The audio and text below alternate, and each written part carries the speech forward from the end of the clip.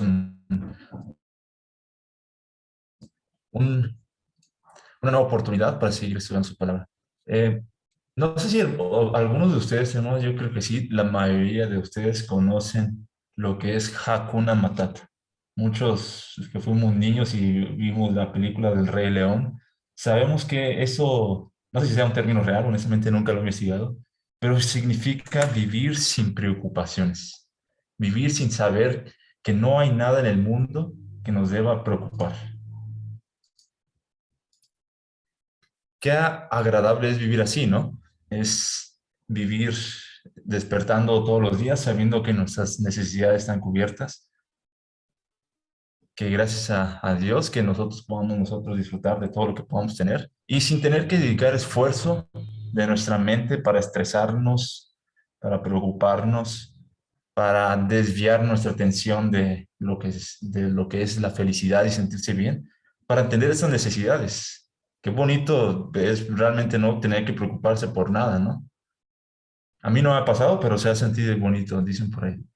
Pero justo luego, hermanos, pues luego dicen que la preocupación sí es algo que induce al estrés, induce a la mala salud, induce al mal, en general, a un malestar muy grande en nuestras vidas, incluso hasta la depresión. Pero bien, hermanos, hablemos justo de ese caso de no tener que preocuparnos por las cosas. Hay hay varios refranes justo de la felicidad y de lo que es la satisfacción cuando ignoramos la realidad de la vida. En inglés hay un dicho muy popular. La ignorancia es una bendición. Ignorance is bliss, le dicen en inglés. ¿Qué significa eso, hermanos? Que en el hecho de no saber nada, la vida es placentera. Es decir, que si se desconoce de algo, no nos tenemos que preocupar por aquello que desconocemos. Y es cierto, muchas veces muchas acciones de nuestra vida, de nuestro día, se esfuerzan son simplemente a satisfacer nuestras necesidades inmediatas y a veces desconocemos la realidad del mundo y pues no estamos completamente dedicados a ellos. Eso es una acción de conciencia, hermanos. Cuando usted se da cuenta de una necesidad y de alguna manera tiene que atender esa preocupación. Pero es más sencillo ignorar que existen preocupaciones y necesidades en el mundo y simplemente atender lo mío. Por ejemplo, pues sí, hay mucha hambre en el mundo, hay guerras, hay aflicción, hay gente saliendo bueno, hay gente inmigrando, huyendo de la inseguridad y pues situaciones feas en el mundo en general. Qué bonito es vivir nuestra vida no recordando nada de eso, ¿verdad? Otra frase popular en español es ojos que no ven, corazón que no siente, que comúnmente luego se le asocia a la infidelidad, pero lo he investigado bien, no es siempre el caso, así que omitamos esa situación. Sin embargo, según el Centro Virtual Cervantes, lo que quiere dar a entender este refrán o esa frase popular es que la ausencia contribuye a olvidar lo que se ama o a sentir menos las desgracias ajenas. Y está bien, hermanos. Imagínense los convivios, cada quien trayendo su comida, y a mí que se me caen los bisteces en el suelo y se ensuciaron con todo y tierra y me los llevo y ustedes no se enteraron, pero sí se los serví. ¿Qué decimos? Ojos que no ven, corazón que no siente. Usted no se tiene que preocupar por nada. ¿A qué voy con todo esto, hermanos? En general, justo la idea de a veces de la vida es que a veces ignorando los problemas reales o no teniendo que preocuparnos por nada, la vida es muy bien y muy placentera, ¿no? Es muy bueno vivir así de esta sin preocupaciones. Hakuna Matata, ¿no? Pero todo es genial, todo es agradable y todo es bonito hasta que nosotros estamos en esa necesidad. Cuando ignoramos el peligro, pues podemos vivir felices, pero no estamos felices cuando el peligro ahora viene hacia nosotros. O no está nada tranquila nuestra vida ni feliz cuando algo nos ocurre que no esperábamos y para el cual no estamos preparados. Cuando la desgracia ajena ahora se vuelve la desgracia de nosotros. Cuando caemos en manos de ladrones, cuando nos despojan de nuestras pertenencias y nos dejan medios muertos. ¿De qué hablo entonces, hermanos? ¿A qué viene con todo esto de vivir despreocupado, de ignorar los problemas reales y de que en algún momento puede suceder a nosotros? Creo que, hermanos, una de las porciones de la Biblia más enfocadas a demostrar la misericordia es justo este pasaje donde describe el buen samaritano. Vamos a dar una breve lectura, ¿no? Lucas capítulo 10, verso 30 al 37.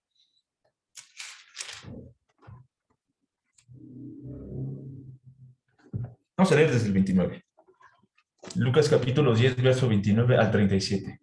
Dice, pero él queriendo justificarse a sí mismo, dijo a Jesús, ¿y quién es mi prójimo? Respondió Jesús, dijo, un hombre descendía a Jerusalén, a Jericó, y cayó en manos de ladrones, los cuales le despojaron, e hiriéndole fueron dejándole medio muerto.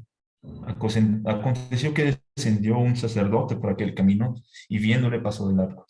Asimismo, un levita, llegando cerca de aquel lugar, y viéndole pasó de largo.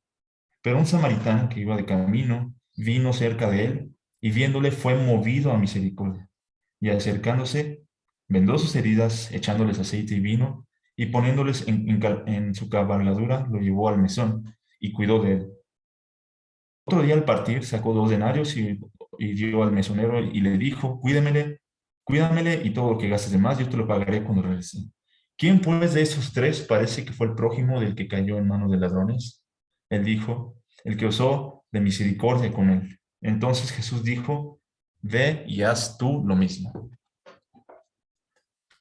Analicemos muy bien lo que ya sabemos, hermano. Muchas veces ya hemos estudiado esta breve porción, pero sabemos que hay 3 casos sobre un mismo contexto. Alguien, quién sabe quién sea, un desconocido. Más aún, aquí probablemente un enemigo político. Recordemos muy bien que justo los samaritanos no eran muy bien vistos y no eran aceptados. Y dentro de la cultura, pues también ni siquiera se debería uno tratar con ellos. Alguien no tanto desagradable, no una persona al cual lo incriminarían y lo ignorarían por completo, pero sí alguien que tratarían posiblemente mal, lo discriminarían y sería una persona que pues no pertenece a nuestro círculo. Alguien ajeno a nosotros completamente. Más que extraño, incluso rechazado. Esta persona, analice bien, alguien tan miserable en ese estado que fue, que cayendo en manos de ladrones, fue a dar casi a estar medio muerto. Y ahora sí vemos esos 3 casos. El primer caso de una persona quien tenía responsabilidades frente a un pueblo, tenía la imagen misma de servir a Dios, un sacerdote. ¿Qué tanto es probable que una persona que sepa de la Biblia, que alguien que escudriña, alguien que predica, sea el primero en dar las buenas acciones? Es muy probable, debería ser muy probable. Es más, debería ser la primera persona en saltar. Aquellas personas, hermanos, que se dedican a estar enfrente, los líderes, los que están al frente de las congregaciones, que se encargan de estar frente a los pueblos, que se encargan de dar las exhortaciones, de dirigir la enseñanza, la doctrina, son los primeros que deberían demostrar misericordia. Sin embargo, llega la ocasión en donde la ignorancia es mejor, o peor aún, donde nosotros decidamos olvidarlo. Imagínese a alguien con este conocimiento, o imagínese usted, a mí mismo, si usted quiere, alguien que está frente a un púlpito y de repente está en una situación y nada más me escucha a mí decir, pobrecito, y se pasa de largo y no hace nada. ¿Dónde está el amor de Dios en nosotros? De igual manera, segundo caso, un levita, alguien dedicado al servicio del tabernáculo, alguien ya santificado para ese servicio, alguien consagrado para un ministerio en específico. Y aún así, esta persona no demostró ser el ejemplo del cual su profesión le demandaba tampoco. Nuevamente, pasa alguien y ve algo en una situación tan desagradable e intencionalmente lo ve y pasa de largo. Es más, he visto muchas animaciones al respecto, he visto que hasta está medio tirado ahí el samaritano, y que hacen las personas, estos 2 casos, las pasan por arriba de él. Medio cómico, pero a veces es medio explícito en ese sentido saber que básicamente a veces hacemos lo mismo, pasamos por encima por aquellos que están en ese estado. Y es difícil, hermanos, la vida es más fácil saber que ignoramos todos esos problemas. ¿Y a mí qué? O sea, a mí no tiene nada que ver. Mi vida es más tranquila sabiendo que no tengo que yo preocuparme por problemas que ni siquiera son míos, ¿verdad? Pero hubo un tercer caso, justo un samaritano en esta situación en el cual ahora sí está el otro lado, en el cual el otro bando digamos, de este conflicto social, de la persona de quien menos esperaba, de tu propio casi enemigo, de la persona a la cual desprecias y discriminas. Es la primera persona en ayudar. De esta manera, el buen samaritano demostró justo esa misericordia. Pero algo más importante me gustaría recalcar aquí, justo lo que dice en este versículo, que iba de camino, vino cerca de él y viéndole fue movido a misericordia. Entonces, aquí es algo muy interesante, hermanos. ¿Qué nos mueve a la misericordia? ¿Qué nos mueve a hacer las cosas? ¿Será nuestra profesión? ¿Será el título que tenemos en la iglesia? ¿Será lo que hacemos en la congregación? Pues vemos que no. Vemos que el sacerdote y el levita no fueron movidos a misericordia por los títulos que portaban. No fueron movidos a misericordia por la experiencia ni los años de bautizado que llevaban tampoco. De igual manera, pararse aquí enfrente no mueve a misericordia. No nos dejemos engañar, hermanos. El hecho que alguien nos paremos aquí no signifique que movamos a misericordia. ¿Qué sí mueve a misericordia? Bueno, ese es el objeto de esa exhortación y es preciso conocer que lo que nos mueve a misericordia es Dios. Pero antes de eso, hermanos, me gustaría justo hablar sobre un aspecto muy interesante, algo que me llamó la atención, una curiosidad. Aquí lo que vemos en esa imagen es el altar de los 12 dioses en Atenas, Grecia. Es un lugar donde se adoraban a 12 dioses sin nombre, los cuales se cree que son la mayoría en el panteón, Partenón, no sé cómo se diga esa palabra. Sí, justo en la mitología griega. Varios dioses se adoraban en ese lugar. Curiosamente, hermanos, también era eh, utilizado como para dar asilo y refugio a aquellas personas que lo suplicaban, sea cual sea su situación. Quien sea que viniera ahí con tal de ofrecer un sacrificio y solicitar asilo político y refugio, se le concedía. Algunos casos, hermanos, encontré en 519 a.C., los embajadores de la ciudad platea. Honestamente, no estoy tan familiarizado sobre la historia, pero los embajadores de tal ciudad solicitaron asilo en Atenas, Grecia. Y dentro de este templo estaban seguros, tenían refugio. Era un santuario para aquellas personas que estaban en peligro. En el año 431 a.C., habían gente de ser acusado de utilizar recursos públicos y de desviarlos o utilizarlos de una manera mal. Y antes de ser demostrado justo que fueron, bueno, no sé si terminaron en siendo un juicio malo o bueno, pero justo dentro de esa acusación, ellos primero pidieron auxilio y justo fueron a solicitar refugio en ese templo. En lo que se trataba sus asuntos, ellos estaban protegidos ahí. Y cerca también del año 355 a.C., el general ateniense Calistrato de Afidnas, ahí también fue refugiado, solicitó asilo también para poder estar seguro, antes de ser posteriormente capturado después y ya ser ejecutado. Pero en fin, hermanos, lo que me interesa es justo la casualidad de este templo, era como tal el templo, o se creía que es el templo de Eleos, la diosa de la misericordia. ¿Cuál es la casualidad aquí que me llama la atención, hermanos? Cuando nosotros vemos la palabra utilizada en la Biblia para misericordia, es esta palabra, eleos.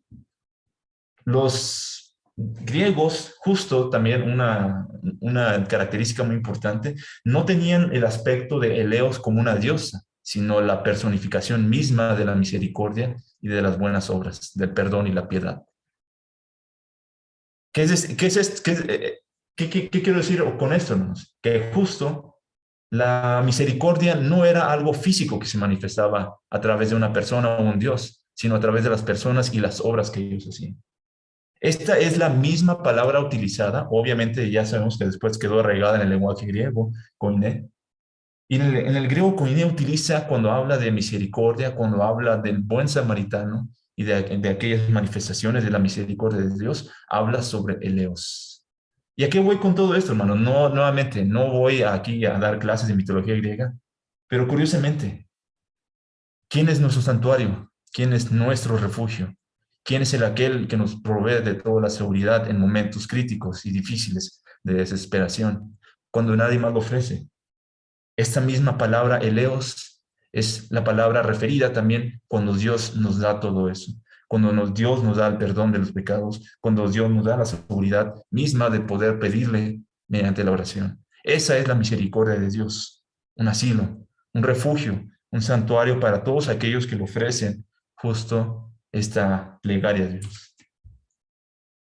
Entonces, hermanos, cuando en 1 Timoteo capítulo 1, verso 2, dice justo Pablo a Timoteo: amado Hijo, gracia y misericordia y paz de Dios nuestro Padre, de Cristo Jesús nuestro Señor. Está hablando de eleos, está hablando de Dios y está hablando de Dios y la misericordia. Segunda de Juan, capítulo 3. Sea con vosotros gracia, misericordia y paz de Dios al Padre, Dios de Dios Padre del Señor Jesucristo. De igual manera como le refería a Timoteo, también en esta carta dice misericordia de Dios.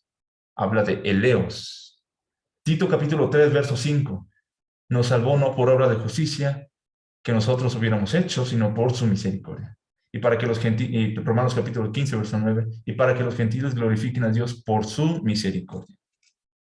Traduciendo entonces eleos como refugio, como santuario, como la compasión, como aquel lugar que siempre cubre las necesidades en tiempos desesperados. Entonces comprendemos que Dios es todo esto. Dios es nuestro refugio. Dios es nuestro santuario. Dios es la compasión que nosotros recibimos y Dios cubre nuestras necesidades. Y traduciendo esto, hermanos, cuando vemos eleos literalmente en la Biblia, traduciéndolo con esas palabras, es bonito ver que Dios es nuestro refugio y santuario cuando el mundo nos aflige y nos daña. En Tito 3, capítulo 3, verso 5, cuando se refería en ese versículo misericordia, habla de Dios que sea quien cubra nuestra necesidad de perdón, cuando nadie más puede ofrecerlo.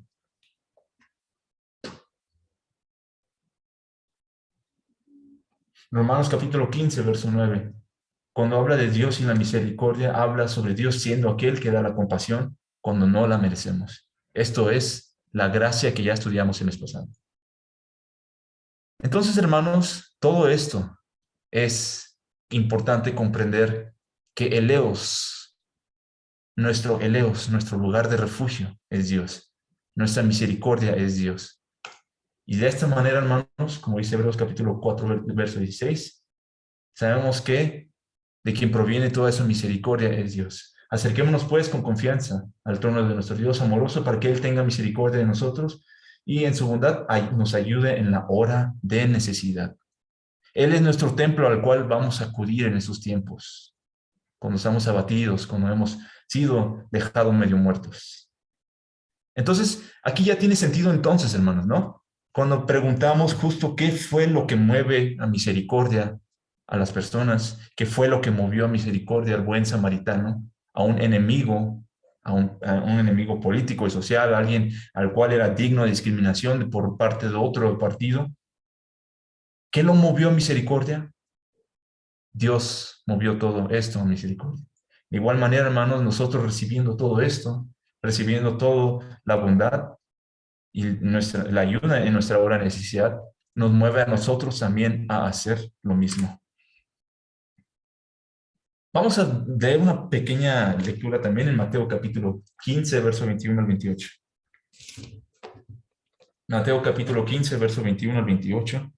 Dice así el versículo que leímos hace rato. Saliendo Jesús de ahí, se fue a la región de Tiro y de Sidón.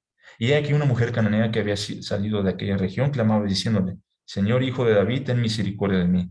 Mi hija es gravemente atormentada por un demonio. Pero Jesús no le respondió palabra. Entonces, acercándose a sus discípulos, le reguardan diciendo: Despídela, pues da voces tras nosotros. Él respondiendo dijo: No soy enviado sino a las ovejas perdidas de la casa de Israel. Entonces ella vino y se postró ante él diciendo: Señor, socórreme. Respondiendo él, no está bien tomar el pan de los hijos y la mesa de sus amos. Entonces respondiendo Jesús dijo: Oh mujer, grande es tu fe, hágase contigo como quieres. Y su hija fue sanada desde aquella hora. El punto de énfasis de este versículo, hermanos. Sabemos la situación.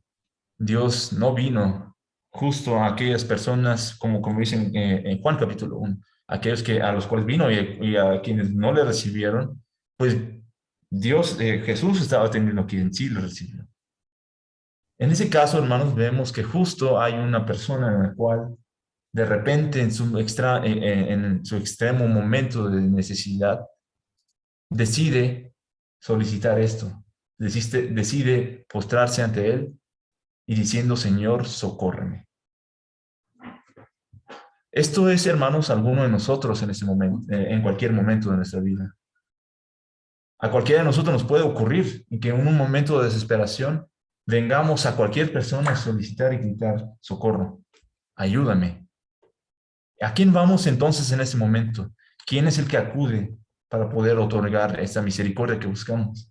¿Quién es el que tiene la habilidad para suplir nuestras necesidades en esos momentos de desesperación?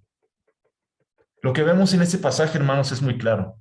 Aquella persona que buscaba la misericordia en su momento extremo de desesperación, lo vino a buscar en el lugar adecuado.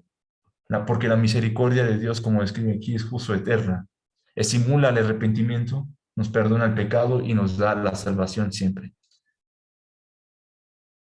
Me gustaría terminar entonces, justo entonces, con responder cómo es que la misericordia la misericordia de Dios movió al buen samaritano y mueve a cada uno de nosotros a hacer lo mismo.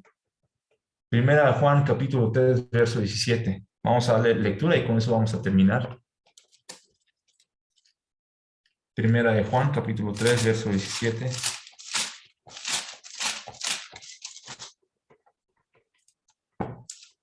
Dice así de esta manera la palabra. Desde el 16, perdón. Primera de Juan, capítulo 3, verso 16 al 17. En eso hemos conocido el amor, en que Él puso su vida por nosotros, y también nosotros debemos poner nuestra vida por nuestros hermanos. Pero el que tiene bienes de este mundo y ve a su hermano tener necesidad y cierra contra él su corazón, ¿cómo mora el amor de Dios en él? Hijitos míos, no amemos de palabra ni de lengua, sino en hecho y en verdad. La misericordia de Dios, entonces, hermanos, habita en nosotros y nos mueve a hacer lo mismo. Escudriñemos parte por parte lo que acabamos de leer. Versículo 16. En esto hemos conocido el amor. ¿En dónde usted ha visto todo el amor en todo lo que hemos predicado? No debe ser en nosotros, no debe ser en algún nombre de alguno de los integrantes de la congregación, ni de algún hermano por muchos años que lleve predicando. El amor no lo conocemos de él, lo conocemos de Dios. De igual manera, hermanos, cualquier persona que para un púlpito, si no predica el amor de Dios, pues bueno, entonces en eso conocemos que ahí Dios no está. Lo que sigue entonces, también en que Él da su vida por nosotros, en que nosotros debemos hacer lo mismo. Así como Dios nos ha perdonado, nosotros también debemos perdonar. Así como Dios nos ha amado, así nosotros también debemos amar. Así como Dios también ayuda a quienes que están en extrema necesidad, nosotros también debemos hacer lo mismo. Y por lo tanto, eso nos lleva a mover a hacer la misericordia. No a predicarla, no a pasar por alto llevando el título de sacerdote o levita, sino de siendo un buen samaritano.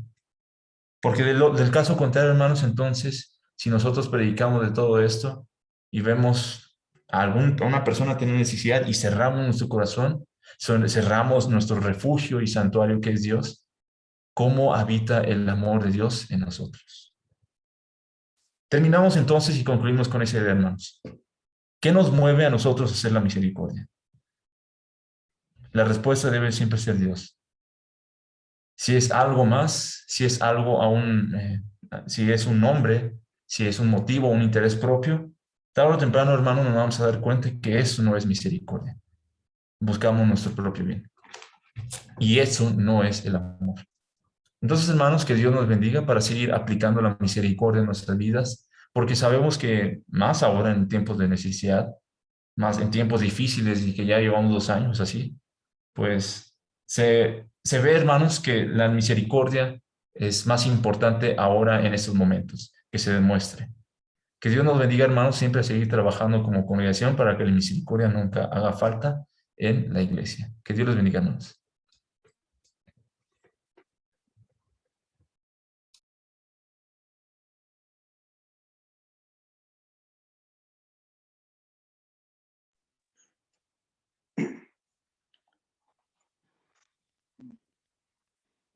Cantemos, hermano. Señor, yo quiero ser un santuario, santo, puro, verdadero.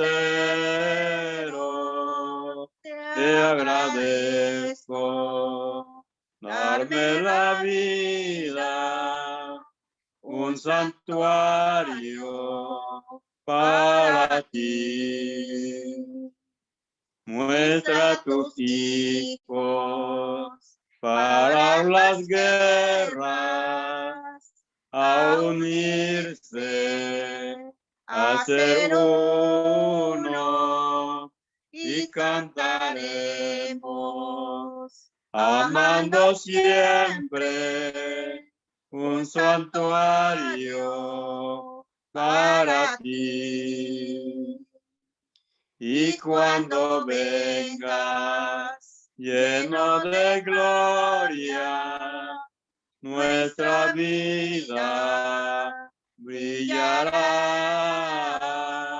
Como deseo que llegue el día y me diga, siervo fiel.